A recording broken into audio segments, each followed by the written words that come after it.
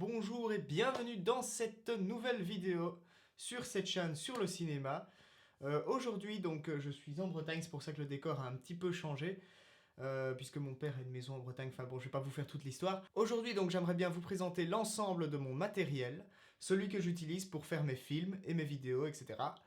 Donc je vais faire tout simplement une petite liste de mon matériel et vous le présenter en images tout de suite pour que vous voyez un petit peu avec quoi je bosse.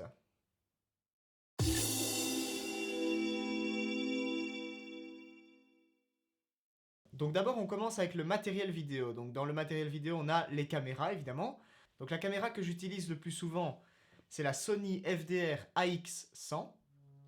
Donc vous la voyez ici sur l'image. C'est celle que j'ai achetée donc il y a presque un an maintenant. Elle filme en 4K évidemment.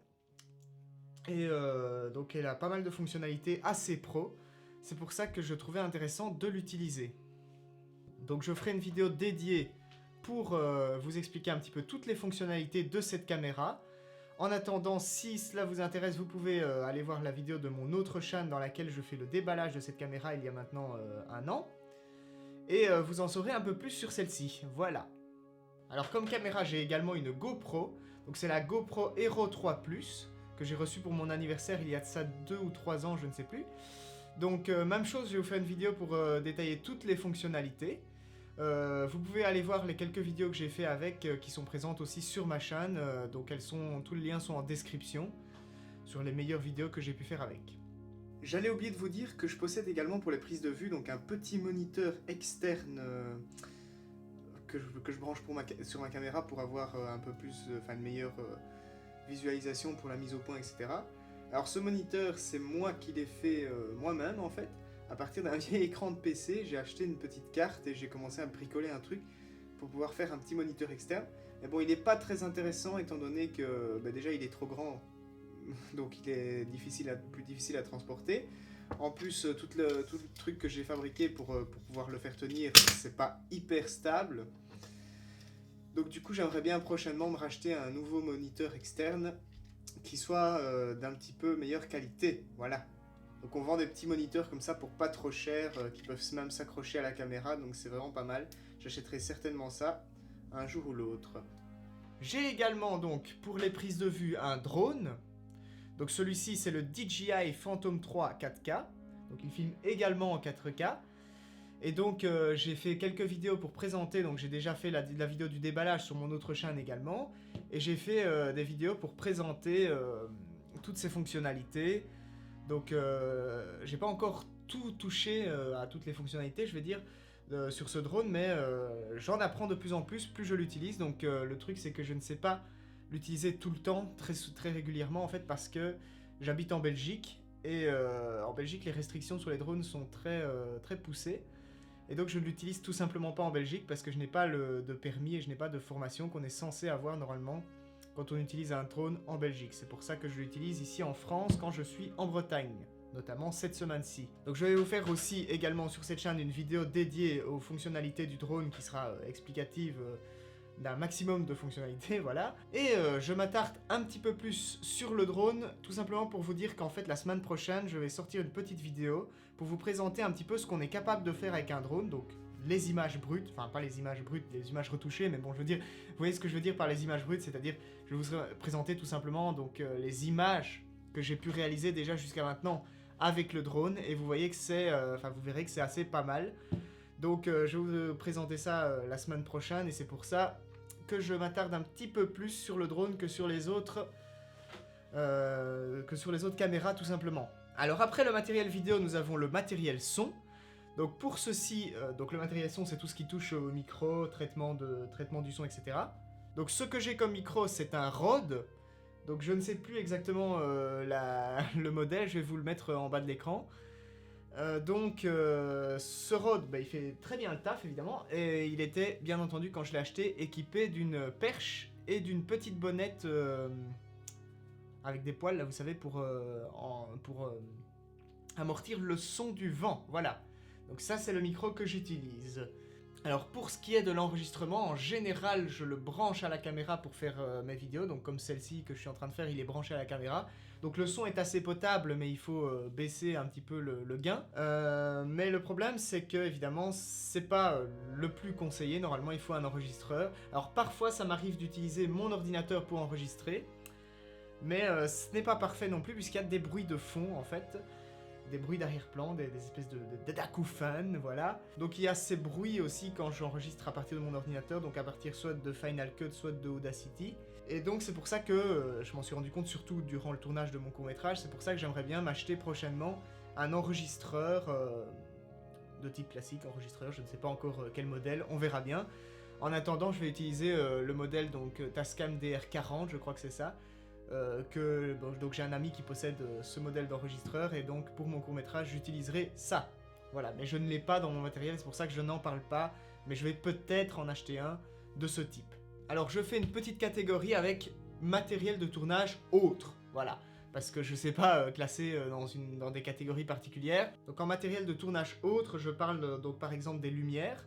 Donc ici pour ma part, en niveau lumière, j'ai encore rien de potable en fait. Donc là, pour l'instant, je suis avec la lumière du jour qui arrive dans mon Velux, tout simplement.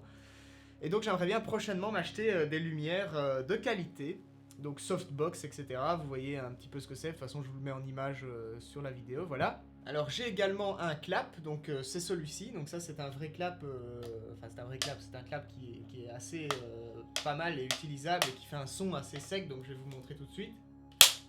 Voilà, c'est assez affreux pour les oreilles, mais ça permet de synchroniser l'image et le son. Celui-ci, c'est le clap que j'ai utilisé durant mon court-métrage, c'est pour ça qu'il y a quelques infos. Donc vous voyez ACTV1, c'est la production, donc le nom de mon ancienne chaîne. Et ici, tout plein de trucs pour s'y retrouver, tout simplement. Donc voilà, le clap, c'est assez utile pour la synchronisation du son. J'ai également des trépieds. Donc j'en ai que deux en fait pour l'instant, et c'est pas les meilleurs, je vais peut-être m'en racheter plus tard. Mais donc j'ai celui-ci qui est un assez vieux trépied qui appartenait à mon papy à la base, mais il fait très bien le taf. Et j'ai évidemment ce... comment ça s'appelle déjà ça? Un GorillaPod je pense. Donc ça c'est un trépied assez intéressant qui permet de... tout simplement de l'accrocher à peu près partout. Voilà. Donc ça c'est assez pratique quand on part en voyage. Et ce trépied-ci c'est celui que j'utilise la plupart du temps pour la plupart de mes vidéos que je n'utilise pas en ce moment puisque la caméra est tout simplement posée sur la petite fenêtre. Mais c'est pas grave. Donc j'utilise ce trépied qui fait assez bien le taf, qui a plusieurs axes. Donc on a déjà celui-là, on a la possibilité de tourner comme ça, c'est assez logique. Mais on a également la possibilité de faire pivoter ceci et normalement de faire pivoter cela aussi. Donc ça c'est quand on le fait remonter, normalement on peut le refaire remonter avec la petite manivelle ici, vous voyez comme ceci. Et après une fois qu'il est remonté, on peut le faire pivoter comme ça. Donc c'est assez pratique, il a plusieurs fonctionnalités. Donc il fait assez bien le taf pour pas mal de vidéos. Tout simplement, voilà. Et également, j'avais oublié de préciser, il est télescopique, donc on peut l'allonger deux fois la taille qu'il a actuellement avec les petites roulettes ici. Et il y a ici une vis pour accrocher je ne sais pas quoi, mais ça peut toujours servir. Donc il est assez cool malgré qu'il est assez vieux. Mais bon voilà, on fait avec ce qu'on a. Alors j'ai également un rail de travelling, donc ce qu'on appelle un dolly ou un slide, mais là c'est plus un dolly en fait puisque c'est gros, c'est large et ça avance vraiment comme ça. Mais en fait ce qui se passe avec ce truc là c'est que c'est pas du tout un truc professionnel, c'est un truc que j'ai fabriqué moi-même, voilà. Mais il fait assez bien le travail pour certaines situations malgré qu'il tremble un petit peu. Donc voilà. Donc j'ai également un Steadicam, mais que j'ai fabriqué également moi-même comme le travelling. Et donc il est pas hyper performant, mais il peut dépanner, voilà. Donc si cela vous intéresse de savoir un petit peu comment on fabrique un Steadicam quand on n'a pas trop l'argent pour s'en acheter un, eh bien j'ai fait une vidéo au moment où je l'ai fabriqué pour expliquer un petit peu comment j'avais fait, et avec peu de moyens, peu d'achats, donc des trucs qu'on trouve dans des magasins de bricolage, pardon, assez facilement. Donc cette vidéo se trouve sur mon ancienne chaîne, vous pouvez aller la voir, tous les liens sont dans la description évidemment. Ah oui, j'ai oublié de préciser que j'avais aussi des fonds, donc un fond vert, un fond noir et un fond blanc. Donc ça, il y a également une vidéo sur mon ancienne chaîne qui montre le déballage de ça. Donc bon, le fond noir et le blanc, c'est toujours utile.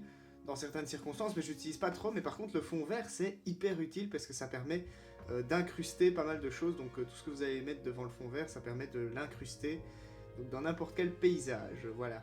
Alors après le matériel de tournage dont on vient de tout évoquer, donc les matériels autres, les matériels de prise de son et d'image, après le matériel de tournage, on a bien entendu le matériel de montage. Alors je monte avec mon ordinateur personnel, on va dire. Donc cet ordinateur, je l'ai acheté aussi pour pouvoir faire du montage vidéo parce qu'il est assez performant. C'est le MacBook Pro Retina 15 pouces. Donc il est assez cher, mais il est assez performant pour le montage vidéo. Et je monte là-dessus avec Final Cut Pro. Donc il faut pas le dire, hein, mais Final Cut Pro, je ne l'ai pas acheté. Mais un jour, j'aimerais bien l'acheter pour faire les choses un peu plus professionnelles et sans, comment dire, frauder. Alors j'ai également quelques autres logiciels qui sont donc soit des logiciels gratuits, soit des logiciels en version démo, donc que j'utilise pas très souvent. Donc il y a d'une part DaVinci Resolve, ça je pense que c'est la version démo. DaVinci Resolve, c'est un logiciel de correction des couleurs, mais il est assez compliqué à utiliser, donc j'ai pas encore tout à fait tout exploré, voilà. Il y a le logiciel de la GoPro, donc celui-là normalement il est gratuit. Donc je m'en sers pas tellement, mais ça peut être utile dans certaines choses, notamment pour supprimer l'effet fisheye. Le logiciel de la GoPro est très utile. J'ai également Audacity, donc ça me permet parfois d'enregistrer le son. Sinon je le fais avec Final Cut, mais ça m'arrive d'utiliser Audacity pour faire des transformations, soit de l'enregistrement, soit des transformations du son, du mixage son, etc. Donc ce logiciel est totalement gratuit aussi, je précise. J'utilise aussi GarageBand, mais ça c'est plus pour faire mes musiques. Donc ça c'est le logiciel qu'on a de base sur le Mac pour faire des musiques, faire du traitement de son, etc. Donc je l'utilise aussi de temps en temps. Et j'ai oublié de préciser que dans Final Cut, j'avais un plugin qui s'appelle FX Factory. C'est jusqu'à maintenant le seul plugin que j'ai. Et il sert... Enfin, il y a quelques effets visuels dessus, quelques transitions et quelques titres. Donc c'est pas grand chose, c'est un plugin gratuit que j'ai téléchargé une fois parce que j'avais besoin d'un titre particulier, enfin je crois que c'était pour ça. Donc bref, je le précise quand même puisque je l'ai toujours depuis et voilà. Donc voilà, cette vidéo touche progressivement à la fin. J'ai présenté à peu près tout le matériel que j'utilisais pour mes vidéos, pour mes tournages de courts-métrages, etc. Donc je vais approfondir ce matériel probablement en m'achetant donc de plus en plus de matériel, voilà, parce que j'ai envie de me perfectionner dans le domaine. Donc je vous avais dit que j'achèterais peut-être un enregistreur, ça va probablement se faire rapidement. Je vais peut-être acheter un Steadicam de meilleure qualité. Enfin, je verrai bien, je vais acheter toutes sortes Enfin, je verrai bien ce que je peux acheter comme matériel supplémentaire, mais là, c'est ce que j'ai pour l'instant. Voilà. J'ai aussi oublié de préciser que j'aimerais bien plus tard m'acheter, donc prochainement, un micro-cravate. Donc pour l'enregistrement du son, je trouve ça assez utile, le micro-cravate. Donc je verrai bien quand je ferai ça, mais j'achèterai probablement un jour ou l'autre un micro-cravate pour pouvoir faire mes intros de vidéos. Voilà. Donc comme je vous l'avais dit, la semaine prochaine, je vous montre quelques images réalisées avec mon drone pour que vous voyez un petit peu le résultat. C'est assez impressionnant, c'est vraiment pas mal, donc vous verrez par vous-même. À la semaine prochaine.